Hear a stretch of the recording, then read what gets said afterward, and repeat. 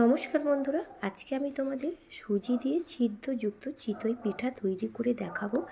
যে বন্ধুরা পিঠা কোনোদিনও করেনি, প্রথম পিঠা করবে, তারাও কিন্তু এই রেসিপিটা খুব সহজে তৈরি করে নেবেন। সবার প্রথমে এখানে একটা মিক্সিং জারের মধ্যে 1 বাটি সুজি দিয়ে দিলাম, ওজনে 150 গ্রাম। আর দিয়ে দিচ্ছি হাফ বাটি টক দই। যতটা পরিমাণে সুজি নেবেন ঠিক সেই হাফ পরিমাণে টক দই দিতে হবে।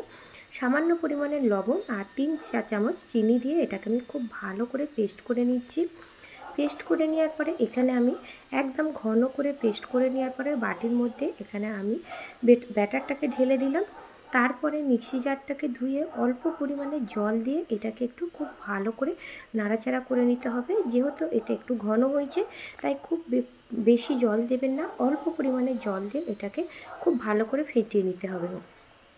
ভালো করে ফেটিয়ে নেওয়ার পরে এখানে দিয়ে দিচ্ছি 1 চা চামচের 4 ভাগের 1 ভাগ বেকিং সোডা আর 4 ভাগের 1 ভাগ বেকিং পাউডার দিয়ে এটাকে আবারও আমি খুব ভালো করে মাখিয়ে নেব। তোমাদের হাতের সামনে যদি বেকিং সোডা বেকিং পাউডার না থাকে, তোমরা এখানে একটা 1 প্যাকেট ইনো ব্যবহার করে নিতে পারো। খুব ভালো করে মাখিয়ে নিয়ে পরে তোমাদের ঘনত্বটা দেখিয়ে দিচ্ছি। এবারে চলো দেখো, আমি তোমাদের দেখাচ্ছি। চামচ দিয়ে যখন এরকম একটা দাগ দেবে, দাগটা আছে মিশে যাবে না, তখন বুঝতে পারবে যে ব্যাটারটা ঠিকঠাক হয়েছে। এখানে আগে থেকে একটা আমি প্যান গরম করে নিয়েছি।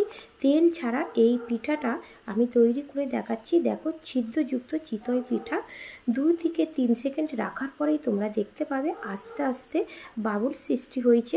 এই বাবুলসগুলো যখন ফেটে যাচ্ছে তোমরা দেখতেই পাচ্ছ যে কত অসংখ্য ছিদ্রযুক্ত একটা পিঠা তৈরি হচ্ছে। এটা তেল ছাড়া হেলদি পিঠা, তোমরা এটা তৈরি করে খেতে পারো। এটা দারুণ লাগে বন্ধুরা, তোমরা একবার হলেও এই পিঠাটা বাড়িতেও তোমরা ট্রাই করো। আবারও বলছি বন্ধুরা, এই পিঠাটা কিন্তু যে কেউ খুব সহজেই বানিয়ে নিতে পারবে।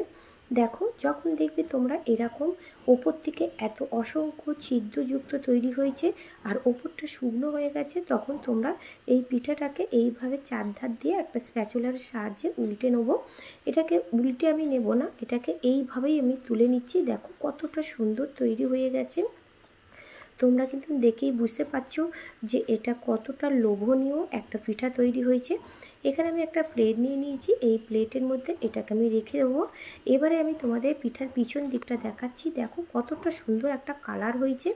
এটা কিন্তু শুধু খেতেও অসাধারণ লাগে। আমি এইভাবেই প্লেটের মধ্যে যে কটা পিঠা তৈরি করেছি সব কটা আমি এর মধ্যে সাজিয়ে নিচ্ছি। এবারে তোমরা দেখতেই পাচ্ছ কত সুন্দরভাবে, কত সহজেই তোমরা বাড়িতে বসে এই রকম অসংখ্য ছিদ্রযুক্ত পিঠা তৈরি করে নিতে পারো। এই পিঠার সাথে এখানে আমি চাটনি ব্যবহার করছি। তোমরা চাইলে এই পিঠাটা গুড় দিয়েও খেতে পারো বা শুধু খেতে পারো, দারুণ লাগে। আমি একটু দেখাচ্ছি, দেখো কতটা সফট হয়েছে। রেসিপিটি যদি ভালো লেগে থাকে লাইক দেবে আর কমেন্ট করে জানাবে রেসিপিটা কেমন হলো। আমার চ্যানেলে নতুন বন্ধু হয়ে থাকলে অবশ্যই বন্ধুরা চ্যানেলটিকে সাবস্ক্রাইব করবে। এইভাবে নিত্য নতুন ভিডিও পাওয়ার জন্য চ্যানেলটিকে অবশ্যই সাবস্ক্রাইব করে রাখবে। ভালো থাকবে বন্ধুরা, সুস্থ থাকবে।